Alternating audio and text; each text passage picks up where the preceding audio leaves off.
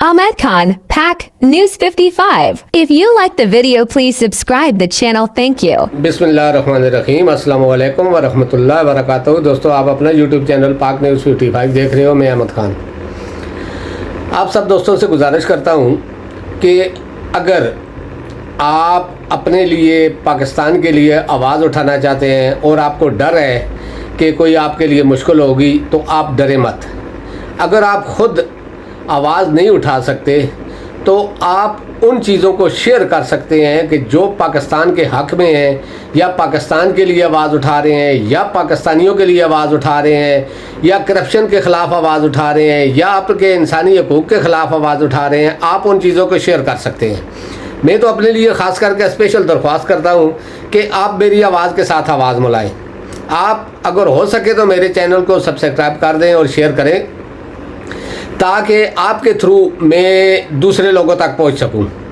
क्योंकि मैं ऐसा शख्स हूं कि जो नहीं देख सकता, जो बोले बगैर नहीं रह सकता अगर कुछ गलत हो रहा है तो आपसे भी गुजारिश करता हूं कि अगर आप समझते हैं कि मैं ठीक तरीके से आवाज़ उठा रहा हूं, चाहे मामूली आवाज़ है, बहुत ज़्यादा लोगों तक नहीं पहुंच रही है, फिर भी आप समझते हैं कि मैं ठीक हूं, तो आप प्लीज़ मेरी आवाज़ का साथ दें। इसमें कोई पार्टी या कोई और चीज़ इसमें इन्वॉल्व नहीं है। मैं जब भी आवाज़ उठाता हूं तो मेरे जहन में यही बात होती है कि मैं पाकिस्तान और पाकिस्तानियों के लिए आवाज़ उठा रहा हूं, किसी पार्टी के लिए नहीं। जब पार्टी बेस पे कोई बात करता हूं तो वो भी जब देखता हूं कि कुछ गलत हो रहा है तो तब करता हूं। मैं इमरान खान तहरीक इंसाफ को सपोर्ट करता हूं, ज़रूर है, लेकिन अगर उनमें से भी कोई गलती करेगा तो मैं उसके ख़िलाफ़ भी आवाज़ उठाऊंगा। मैं ये भी लोग भर रहा हूँ ख़ास करके तोशाखाने पर, और जो करप्शन हुई है इस हुकूमत ख़ास करके इन 16 महीनों में, और जो निगरान हुकूमतें जो करप्शन कर रही हैं उस पर आज ये व्लॉग कर रहा हूँ। अगर आपको पसंद आए तो लास्ट तक वीडियो देखें और आगे शेयर करें। आपका बहुत बहुत शुक्रिया।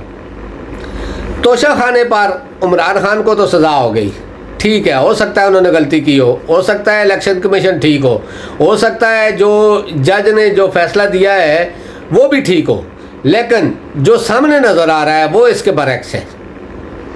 क्योंकि तोशाखाने से लोगों ने ऐसे लूटा है तोशाखाने को जैसे उनकी माँ का जेज़ मिला हुआ था उनको, और वो जेज़ जब माँ मर गई है तो जेज़ अपना अपना हिस्सा निकाल रहे हैं। देखें, नवाज शरीफ पे बात हो सकती है, जरदारी पे बात हो सकती है, मरियम पे हो सकती है, सब पे हो सकती है, बल्कि रफ़ीक तारे ख्वाजा क्या बोलते हैं अता तारड़, उस तक के लोगों ने नवाज शरीफ को तोशाखाने को जेल समझा हुआ था। लेकिन जो कुछ ख्वाजा आसफ ने तोशाखाने के साथ किया वो तो एक अलग ही कहानी है। और इस बात पर आकर मैं ये सोचने पर मजबूर हुआ हूँ कि इमरान खान ने जो कुछ लिया वो तो एक लीगल तरीका था, यानी कि सामने नज़र आ रहा था, लेकिन जो कुछ इन लोगों ने लिया इस पर इलेक्शन कमीशन की आंखें क्यों नहीं खुली? हमारे अदारे इस पर खामोश क्यों थे जब ये लूट रहे थे, या अभी जो लूटा हुआ सामान बाहर निकल रहा है, या जो कुछ इन्होंने तोशाखाने को तो छोड़ो पाकिस्तान के साथ किया है उस पर हमारे अदारे खामोश क्यों हैं? और ख़ास करके हमारा जो अदल का निज़ाम है और हमारा जो सुप्रीम कोर्ट या हाई कोर्ट है वो इस चीज़ को क्यों देख रहे हैं आराम से बैठकर?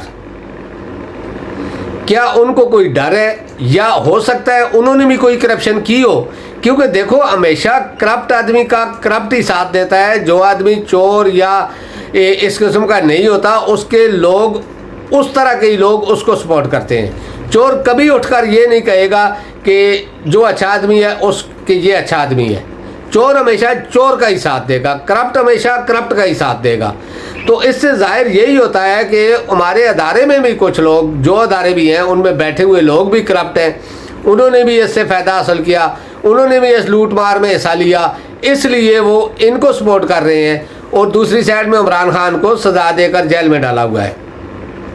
देखें, ये मैं इसलिए कह रहा हूँ कि ख्वाजा आसफ जैसा शख्स जो बहुत ज़्यादा बोलता था तोशाखाने पे, अतः तारोड़ को तो छोड़े ना, वो तो किसी बाग की मूली नहीं है, उसको तो कोई समझता ही कुछ नहीं है, वो तो ऐसे ही वो पॉलिश कर रहा है अपने दादा की तरह। लेकिन जो कुछ ख्वाजा आसफ ने किया तोशा खाने के साथ, बाकी करप्शन छोड़े, तकरीबन 60 से 70 करोड़ का सामान उसने तोशा खाने से लिया, गड़ियाँ भी उसमें थी, और 6-7 करोड़ में वो चीज़ें ले गया सारी, बल्कि बेड शीटों तक वो ले गया, और कोई डिक्लेयर नहीं है, ना ही इलेक्शन कमीशन के गोशवारों में और ना ही हो किसी और जगह पर। तो इलेक्शन कमीशन खामोश, कोई इलेक्शन कमीशन की तरफ से उसको कोई नोटिस नहीं गया, कोई यानी कि बुलाया नहीं गया किसी जगह पे भी, ना ही FIA ने बुलाया ना किसी और ने बुलाया। वज़ीर-ए-आज़म के ऊपर फर्द जुर्म आयद होनी थी 12 करोड़ की, 12 अरब की, वो ख़त्म हो गई, वो वज़ीर-ए-आज़म बन गया। ये पाकिस्तान है। अगर फिर न बोले तो लोग कहते हैं कि पाकिस्तानी बिल्कुल बुज़दिल हो गए हैं, और मेरे जैसा आदमी आवाज़ उठाए तो लोग बोलते हैं कि तू कौन है भाई, तू मामा लगता है पाकिस्तान का, लूटने दे जब कोई और नहीं बोल रहा। लेकिन मैं नहीं रह सकता चुप, मैं आवाज़ उठाऊंगा जब तक मेरी जान है, मुझे इससे कोई फ़ायदा नहीं हो रहा है, लेकिन फिर भी मैं आवाज़ उठाता हूँ अपने दिल के सुकून के लिए। हो सकता है मेरी आवाज़ से किसी एक का भला हो जाए, मेरे लिए यही बहुत है।